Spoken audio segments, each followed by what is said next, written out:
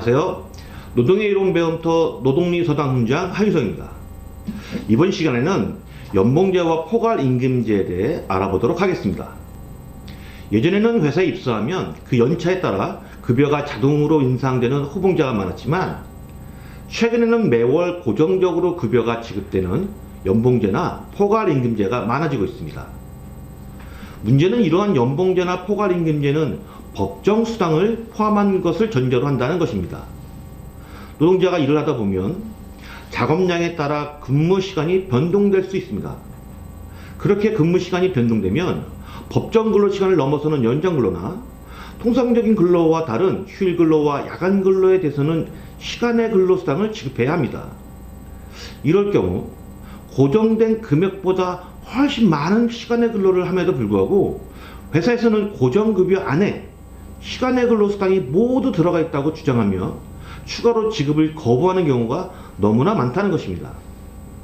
그럼 이런 문제에 대해서는 어떻게 대처해야 할까요?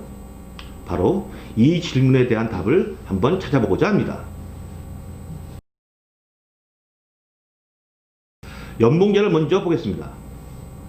보통 연봉제라고 하면 직원의 능력 및 실적을 평가하여 계약에 의하여 연간 임금액을 조정하고 이를 매월 분할해서 지급하는 능력 중시형 임금 지급 체계로 주로 미국에서 많이 사용됩니다. 우리나라에서도 연 단위의 임금을 결정하고 이것을 12달로 나눠서 매월 일정한 금액을 여러 항목으로 지급하는 방식을 하고 있는데요. 문제는 급여는 고정적으로 지급되는 데 반해서 아까 말씀드린 대로 실제로 하는 시간의 근로는 그 급여를 초과해서 하는 경우입니다. 이 경우 그 실제로 하는 시간의 근로에 미달하는 급여에 대해서는 임금 체불이 발생하는데 실제로 임금 체불이 발생했는지 했다면 도대체 얼마나 발생했는지에 대해서는 쉽게 알 수가 없습니다. 연수 문제를 풀면서 한번 살펴보도록 하겠습니다. 연수 문제를 풀어보면서 연봉제에서 내가 월급을 제대로 받고 있는 것인지 확인하는 방법을 알아보도록 하겠습니다. 지난번 통상임금 1편의 영상에서 나왔던 2020년 11월에 월봉 급여 내역서를 갖고 연수 문제로 풀어보도록 하겠습니다. 11월의 급여는 10월의 근무 내역을 근거로 산정됐습니다. 그래서 2020년 10월의 근무 내역이 나와 있는데요. 지난번 통상임금 3편 영상에 나왔던 근무 내역과 동일합니다. 급여 명세서를 보면 연장 근로 수당에 대한 항목이 별도로 표시되어 있고 근무 내역에서도 시간의 근로를 한 것으로 나와 있습니다. 이런 경우에는 급여 명세서 상에 있는 고정 연장이라는 항목을 시간의 근로 전체에 대한 수당 지급을 한 것으로 보고 먼저 매월 실제로 시간의 근로를 한 시간을 통상임금을 통해서 시간의 근로수당으로 계산합니다. 그리고 고정연장 금액과 비교해서 만약 고정연장이 실제 받아야 할 시간의 근로수당보다 적다면 임금체불이라고 판단하는 것입니다. 이것을 공식으로 표현하면 다음과 같습니다. 그럼 먼저 급여 명세서를 근거로 해서 시간당 통상임금을 산정해 보도록 하겠습니다. 통상임금 1편을 보셨던 분들은 아시겠지만 다시 한번 산정해 보면 먼저 통상임금에 해당하는 항목을 골라야 합니다. 고정연장 수당은 비록 고정됐지만 이미 시간의 근로에 대한 보상이라고 밝힌 만큼 통상임금에 포함되지 않습니다. 급여 내역서상에 기본월봉, 중식비, 교통비가 통상임금에 포함됩니다. 중식비와 교통비는 일관적이고 고정적으로 지급되기 때문에 통상임금에 포함되는 것이고 만약에 출근율만 지급된다면 통상임금에 포함되지 않습니다. 아무튼 이 세 개의 합계는 280만원이고 이것이 월 통상임금입니다. 다음으로 시간당 통상임금을 구해야겠죠. 주 40시간제에서 월 통상임금을 한 달에 유급으로 인정되는 총 시간으로 나누면 시간당 통상임금을 구할 수 있습니다. 주 40시간제에서 한 달에 유급으로 인정되는 시간은 209시간인데요. 왜 209시간인지에 대해서는 통상임금 1편을 참고해 주세요. 자, 이제 월 통상임금 280만원을 209시간으로 나누면 시간당 통상임금으로 13,398원이 나옵니다. 자, 그럼 이제 근무 내역에 나온 시간의 근로수당을 계산해 보도록 하겠습니다. 먼저 10월 6일에 시간의 근로수당을 계산하는 공식은 다음과 같습니다. 실제로 시간의 근로를 한 시간대는 저녁 6시 반부터 12시까지니까 5.5시간입니다. 여기에 통상임금 13,398원을 곱하면 73,689원이 나옵니다.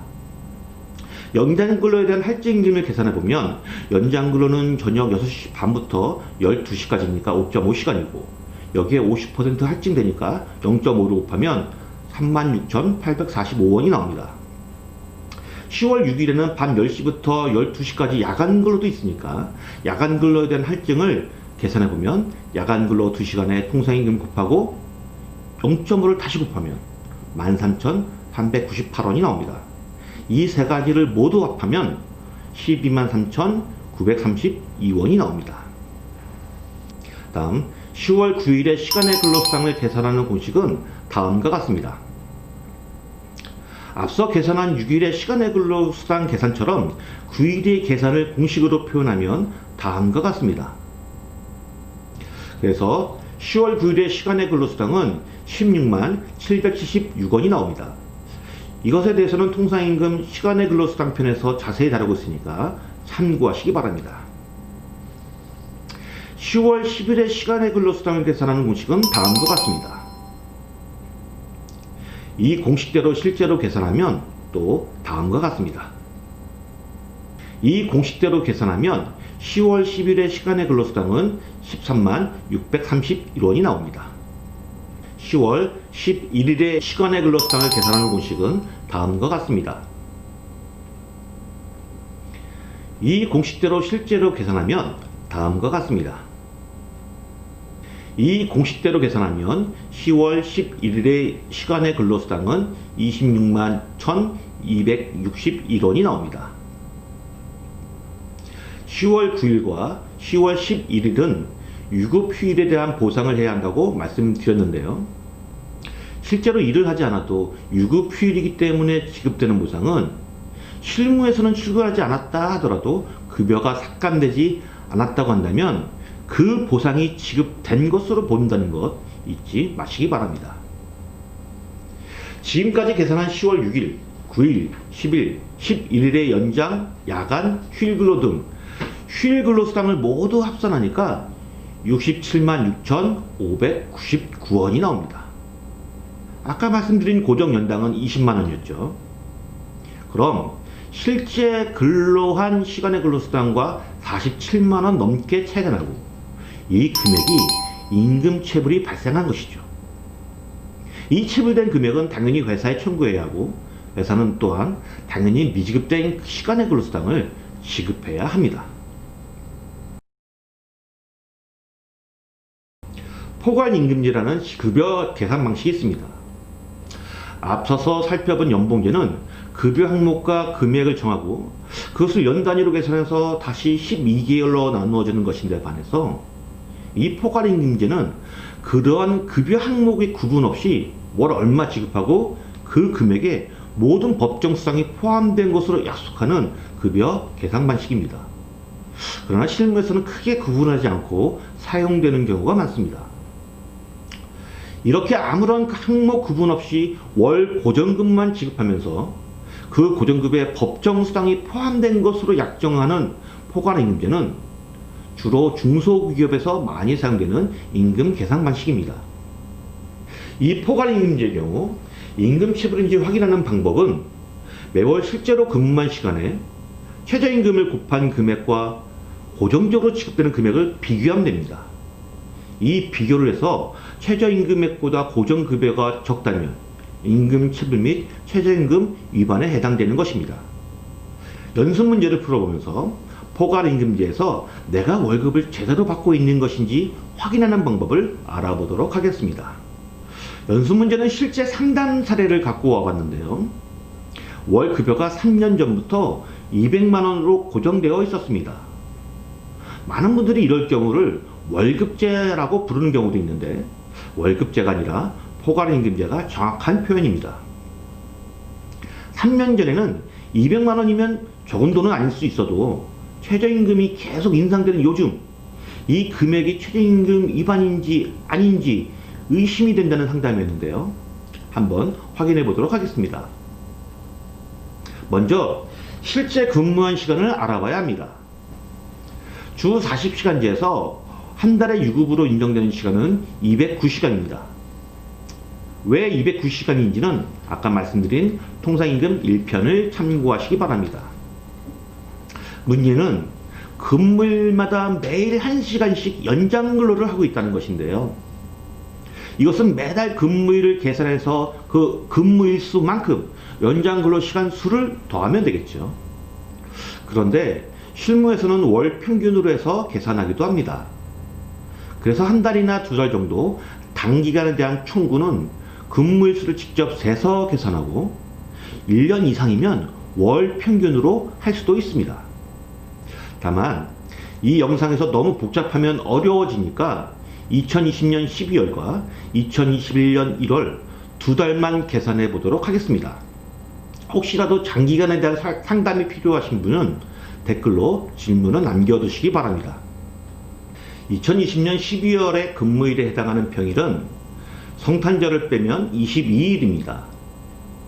2021년 1월에 근무일에 해당하는 평일은 신정을 빼면 20일입니다. 따라서 2020년 12월의 연장 근로시간은 매일 1시간씩 하니까 22시간이 되겠죠. 마찬가지로 2021년 1월의 연장 근로시간은 20시간이 됩니다. 자, 그럼 필요한 정보는 다 찾았으니까 이것을 공식으로 한번 표현하면 다음과 같습니다. 이 공식대로 2020년 12월 최저임금으로 급여 계산을 해보면 207만 8,780원이 나오네요. 그렇다면 2020년 12월 회사는 최저임금 위반 및 임금체벌을 했다는 말이고요. 2020년 전 기간에 대해서 한번 계산을 해볼 필요가 있겠네요. 마찬가지로 2021년 1월 최저임금으로 급여 계산을 해보면 208만 4,080원이 나오고 2021년에도 최저임금 위반 및 임금체벌이 발생할 확률이 매우 높다는 이야기인 것이죠. 여기서 왜 최저임금으로 계산하는가 궁금해 하실 수 있겠네요. 시급이나 통상임금을 구할 수 있는 어떠한 근거 자료가 없는 경우 마지막으로 활용되는 것이 바로 이 최저임금입니다. 최저임금은 이 금액 이상으로 반드시 임금을 지급하도록 노동법에서 규정한 금액이기 때문에 마지막 수단으로 최저임금으로 월 급여액을 역으로 계산해서 현재 지급되는 금액과 비교해서 최저임금 위반 여부를 판단하도록 하는 것이죠. 말을 바꾸면 임금 계산을 할 수 있는 다른 기준이 있고 그것이 최저임금 이상이라면 당연히 그 다른 기준을 근거로 임금 계산을 해야 하고 그러한 기준이 없는 경우 최저임금으로 계산한다는 말입니다. 지금까지 근무한 곳보다 적게 책정된 연봉제와 포괄임금제를 어떻게 깨부시는지 간단히 살펴봤습니다. 그런데 실무에서 이런 작업을 하기 위해서 가장 중요한 것은 근무한 시간을 기록하는 것입니다. 약속된 급여가 실제 근무한 시간에 대한 급여보다 작다고 주장하기 위해서는 실제로 얼마나 근무를 했는지 시간에 대한 증거가 필요하겠죠. 어떻게 하면 이런 증거를 남길 수 있는지에 대해서도 노동리소당 채널에 있으니까 궁금하신 분들은 참고하시기 바랍니다.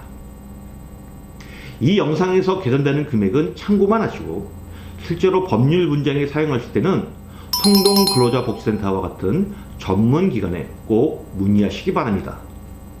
지금까지 노동의 이론 배움터 노동리소당이었습니다. 감사합니다.